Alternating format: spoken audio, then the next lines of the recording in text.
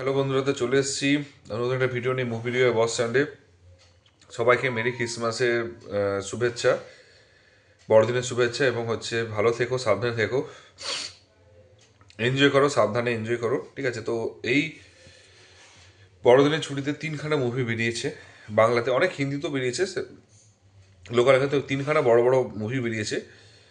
মিতিন মাসি পার্ট 3, দেবের বহু প্রতীক্ষিত মুভি প্রজাপতি 2, আর তারপরে 3 নম্বর মুভি যেটা সৃজিত মুখার্জি পরিচালিত ল গৌরঙ্গের নাম রে। এবারে যেটা বলি, প্রজাপতি 2 অলরেডি ট্রেন্ডিংয়ে চলছে, যেটা প্রত্যেকটা দেবের মুভিতে চলে, ঠিক আছে? তো গত গতকাল একটা আহ, মানে ভিডিও চলছিল, যেখানে দেব বলে যে নবীনাথে তাকে শো দেওয়া হয়নি, এবং সেটা নিয়ে সে বলছে, এবং আমি নাকি সবচেয়ে বেশি ইনকাম ওখান থেকে করেছি। তো সেই পরিপ্রেক্ষিতে একটাই কথা বলবো, এই জিনিসগুলো বন্ধ। জিনিসটা একটা সাধারণ শো পাওয়া নিয়ে কথা বলছো, যেখানে তুমি পুজোতে এত শো নিয়েছো। আমি এখনই কিছু দেবদার ফ্যান এসে আমার হয়তো গালিগালাজ করবে। আমার সবচেয়ে অবাক লাগছে, পুজোতে অনেক অনেক শো নিয়েছিলে, অনেক কিছু হল নিয়েছিলে, যতটা দরকার তার চেয়ে বেশি নিয়েছিলে, 500 550টা। বিশ্বাস করে কোয়ালিটি থাকলে সেটা চলবে। যেমন আমাকে এখনই কেউ যদি বলে যে কেন এর ফলে এই যে কর্ণ সুবর্ণের গুপ্তধন, বা বিভিন্ন বা বহুরূপী যে সিনেমাগুলো, তখন উইন্ডোজ বহুরূপী যখন বেরিয়েছে বা রক্তবীর যখন বেরিয়েছে, উইন্ডোজে তখন বিশাল ফেম বা বিশাল নাম ছিল না। অটোমেটিক্যালি সবারই ভালোবাসা, এবং কোনো তখন স্পট বুকিং করতো না, সবার ভালোবাসা পেয়ে, সমস্ত কিছু পেয়ে অটোমেটিক্যালি সেইগুলো জায়গা করে নিয়েছে। আর নবীনা সিঙ্গেল স্ক্রিনে কেন সঙ্গে সঙ্গে হাউসফুল হয়ে যায়, তার রিজন আছে। কারণ সবাই জানে ওই জায়গাতেই ফ্যান্স ক্লাবের মেন, মানে কি বলবো, পাওয়ার থাকে, এবং একটা মানে জেনুইন সত্যি কথা বলতে কি ওখান থেকেই মেন জিনিসগুলো আসে। তার কারণ ওইগুলোই মানুষ ওটাতে লোকে নজর দেয় না 50 টাকা 80 টাকার টিকিট ভেবে, কিন্তু কথাটা জাস্ট ওইখানে কিন্তু হল সিট 400খানা আছে, যদি 3টে শো চলে 80 টাকা করে যদি হয়, এবং 300টা শো, 3টে শো চলে এবং 300 টাকা করে যদি 100 টাকা করে 80 টাকা করে যদি টিকিট হয়, 300টা সিট থাকে, তাহলে 24,000, এবং দিনে কিন্তু ওখান থেকে আরামসে 72,000, এবং টানা যদি 1 মাস হাউসফুল দিতে পারে, ওখান থেকে কিন্তু একটা হিউজ অ্যামাউন্ট উঠে যায়, ঠিক আছে? ওখান থেকে কিন্তু একটা ছোট্ট করে 21 22 লাখ, এরকম ছোটো ছোটো সিঙ্গেল স্ক্রিনে যদি 10টা সিঙ্গেল স্ক্রিন থাকে, বা 8টা এরকম যদি থাকে, 8টা বা 10টা যে সিঙ্গেল স্ক্রিন রয়েছে, ওটা যদি 1 মাস তুমি যদি মানে 2 লাখ, মানে কি বলবো, তুমি যদি তুমি ভাবো না, 72,000 ইন্টু তাহলে 22 লাখ টাকা ওখান থেকে ইনকাম হবে, 20 লাখ টাকায় আমি ধরো, এবং 10টা যদি ওখান থেকে যদি এরকম 10টা যদি এরকম সিঙ্গেল স্ক্রিনে যদি ফ্যান ক্লাবের তরফ থেকে যদি নিয়ে যায়, তাহলে কিন্তু 2 থেকে 2.5 কোটি টাকা ইনকাম ইনকাম হয়ে যাচ্ছে। এবং একটা বাজেট নিয়ে টিভিওর একটা ভিডিও দেখেছি, যেখানে দেব বলেছে এত বড় সেটে বানিয়েছি, যেটার খরচা 7 থেকে 8 কোটি টাকা। তো এই পরিপ্রেক্ষিতে আমি আরেকটা কথা বলতে চাই, যে বলেছিল রঘু ডাকাত 4 থেকে 5 কোটি টাকা, আমি শুধু একটা কথা তাকে বোঝাতে চাই, যে তুমি ভেবে দেখো রঘু ডাকাত 4 থেকে 5 কোটি টাকা কী করে হতে পারে, 6 কোটি টাকা কী করে হতে পারে, যদি প্রজাপতি 2 একটা ফ্যামিলি ড্রামা হয়ে যদি 7 থেকে 8 কোটি টাকা ও বলে, এবং সেটা তাহলে কী করে, তুমি এই জিনিসটা বুঝতে শিখতে হবে। আমি বলেছিলাম রঘু ডাকাত ফার্স্ট দিন থেকে, কারণ সেটা ছিল সুরিন্দর ফিল্মস মেন, ঠিক আছে? SBF ছিল মেন, সরি SBF ছিল, সুরিন্দর না, SBF ছিল।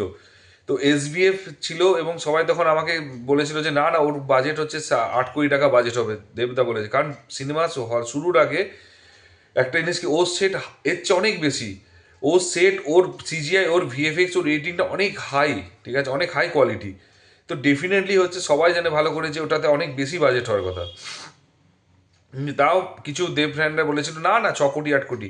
আমি ওটা এখনও বলে যাচ্ছি, ওটা কিন্তু ওই মুভিটা নিয়ে বিশাল কিছু কথা ওঠেনি, ওই মুভিটা বিশাল কিছু হিটও ওই জন্য বলেনি, ঠিক আছে? তার কারণটা ওরা সবাই বুঝে গেছিল যে ওই মুভিটা হিট হয়নি, তো ওই জন্য ওই ওই মুভিটা নিয়ে কথা হয়নি। তো যাই হোক, এই ক্ষেত্রে আমি প্রজাপতি 2 এর ক্ষেত্রে মানে বেসিক্যালি আমি বলতে গিয়ে আমি এটা আটকাচ্ছি। তো আমি একটা কথা বলতে চাই, যে কোন হলে শো পেয়েছে, কটা শো পেয়েছে, এগুলো ম্যাটার করে না। মেন ম্যাটার করে যে কীরকম কী পারফর্ম করছে, কীরকম কী স্টোরি লাইন আছে, কীরকম কী কানেক্ট করছে। আর দেবদার সত্যি কথা বলতে কি, লাস্ট কয়েকটা ফ্যামিলি ড্রামা মুভি আমার পার্সোনালি মনে হয়েছে, আমি মনে করি যেগুলো আমার খুব ভালো লেগেছে, আমার খুব পছন্দের, সে প্রজাপতি হোক, সে টনিক হোক, সে সাঁঝবাতি হোক, ঠিক আছে। আমার প্রধান ভালো লাগেনি, ডেফিনেটলি মিথ্যা বলবো কেন, কিন্তু আমার এই তিনটে আমার কিন্তু একই রকম দারুণ লেগেছে। এক কথা সত্যি কথা বলতে দারুণ লেগেছে। কেউ যদি বলে যে মুভিগুলো, আমি বলবো যে অসাধারণ মুভি এই তিনটে মুভি। এবং আরেকটা কথা বলতে চাই, এই মুভির পরিপ্রেক্ষিতে এখন ডিসকাশন হচ্ছে, পাওয়ারটা না খাটিয়ে আমি একটাই কথা বলবো, সবাইকে সুযোগ দেওয়া উচিত। কারণ আমাদের এখানে তিনটে বড় বড় হলিডে ইন্ডিয়া মানে ওয়েস্ট বেঙ্গলে হয়, সেটা হচ্ছে 15 অগস্টে হলিডেটা হয়, সেকেন্ডটা হয় দুর্গাপুজো হলিডে, থার্ডটা হয় বড়দিনের। তুমি অগাস্ট টু ডিসেম্বরের মধ্যে তুমি 5 মাসে তুমি যদি এক্সপেক্ট করে 4 মাসে আমি হচ্ছে তিনখানা বড় বড় সবগুলোকে নিয়ে নেব, আমার মনে হয় সেটা ভুল। এবং একটা কথাকে জুয়েল একটা কথা বলেছিল যে সবাইকে স্কোপ দেওয়া উচিত, যেটা পারফর্ম ভালো করবে, যে স্টারের বা যে প্রোডাকশন হাউসের পারফরমেন্স ভালো থাকবে, সেই প্রোডাকশন হাউসে আমি মনে করি যে সেটা হচ্ছে সেভাবে হচ্ছে বাংলার যে সিনেমা যে কর্ণধাররা তাদের উচিত ডিসাইড করা। যদি পুজোতে যদি অন্যান্য হিরো, আমি কথার কথা বলছি, আবিরের যদি মুভি বেটার পারফর্ম করে, বা জিদ্দার মুভি যদি বেটার পারফর্ম করে, বা দেবদার মুভি বেটার পারফর্ম করে, অ্যান্ড সেটা হচ্ছে কন্টিনিউয়াসলি 2 ইয়ার্স ধরে, তাহলে আমি বলবো যে পুজোর উইন্ডোটা তাদেরকে দেওয়া উচিত। কারণ বাংলা সিনেমার স্বার্থে বড়দিনে যদি দেবদার মুভি যদি বেটার পারফর্ম করে, দুর্গা পুজোতে দেবদাকে সরিয়ে বড়দিনে নিয়ে আসা উচিত। এবং সেম জিনিস হচ্ছে 15 অগস্টে যার পারফরমেন্স, আমি বলবো যে প্রত্যেকে সমানভাবে স্কোপ দেওয়া দরকার, প্রত্যেককে সমান সুযোগ দেওয়া দরকার। যে যার মুভি ভালো পারফর্ম করবে যে সময়, সেই উল্টোতে তাকে দেওয়া উচিত। এবং এইটুকু যদি সিনেমার সাথে যদি না দেওয়া হয় তাহলে খুবই চাপ। আজকে একটা জিনিস বলবো, যে আমি এখনো পর্যন্ত একটা মুভিও দেখতে যাবো একটু পরে, প্রথম মুভিটা, সেটা হচ্ছে যে আমি ডেফিনেটলি আমি প্রজাপতি 2 দেখতে যাবো যদি ইয়ে হয়। তো এখন টিকিট বুকিং করা হয়নি, স্পট বুকিং করব। কারণ হচ্ছে দেখতে হবে যদি কোনো অফার থাকলে ভালো, নাহলে হচ্ছে এমনিতে স্পট বুকিং করবো। তো যাই হোক, তো মুভিটা আমি একটাই কথা বলতে চাই যে কোনটা হল পেয়েছে আজ পর্যন্ত, সত্যি কথা বলতে বড় এত বড় মানে বড় বড় স্টারেরা, যেটা বুম্বাদা হোক বা জিদ্দা হোক, তার জিদ্দার খুব একবার দেখিয়েছিল কারণ সে নন্দনে কোনোদিন শো পায়নি সেভাবে, তার জন্য তার একটু খারাপ লেগেছিল। বাট স্টিল কখনো বলেনি তাকে হচ্ছে, অনেক বেশিরভাগ সময় পলিটিক্স করে বড় বড় এই সিঙ্গেল স্ক্রিনগুলো তোকে দেয় না, যেখানে হচ্ছে ইনকাম করার একটা সোর্স, মানে ইনকাম করার সোর্স থাকে, তো সেই জায়গাটাতে কখনো দেয় না। তো ব্যাপারটা হচ্ছে যে তার জন্য হচ্ছে যে কোনোদিনই সেভাবে কিন্তু কাঁদেনি। এবং এই প্রথমবার সত্যি কথা বলতে কি খারাপ লাগছে যে এত বড় মেগাস্টার হয়েও তুমি এত বড় পলিটিক্যাল লিডার, তুমি একটা জাস্ট জায়গায় শো পাচ্ছ না, তাতে তুমি এত কথা বলছো, তাহলে বাকি যে, আমি একটা কথা বলছি, বাকি যারা হচ্ছে শো, যেন আমি কথার কথা বলছি, জিদ্দা কখনোই হচ্ছে সেভাবে শো পায়নি, প্রাইম টাইমে শো পায়নি, অ্যান্ড তার জন্য ফাইট করতে হয়নি। এবং তুমি একটা কথা বলতে চাই যে বাংলা সিনেমার বিরুদ্ধে বা বাংলা সিনেমার হয়ে লড়ছো, তাহলে যদি একটা কথা বলি, যে আমি যদি আজকে আমার ফ্যামিলির হয়ে লড়ি, আমি আমার সুবিধাটা বুঝে নিয়ে আমি ফ্যামিলির হয়ে লড়বো কেন? আমি ফ্যামিলিটা সমানভাবে, যেন আমার বাড়িতে যে সবাইকে সমান, আমার বাবা যদি কথা কথা, বাবা হয়তো হাক পাচ্ছে না, বাবাকে হাক দেওয়া উচিত, মাকে দেওয়া উচিত, তো সমস্ত কিছুই হচ্ছে হাক দেওয়া উচিত, এবং তারপরে সমানভাবে ইকুয়ালি হচ্ছে লড়াই করা উচিত।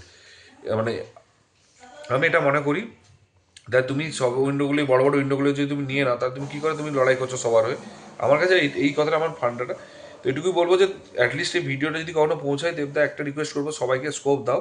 এবং যেটা একটা ক্ষেত্রে সবাইকে স্কোপ দাও, এবং যে উইন্ডোতে পারফর্ম ভালো করবে তার মুভিটা 2 বছর পর সেই জায়গাটায় তাকে নিয়ে আসো দাও।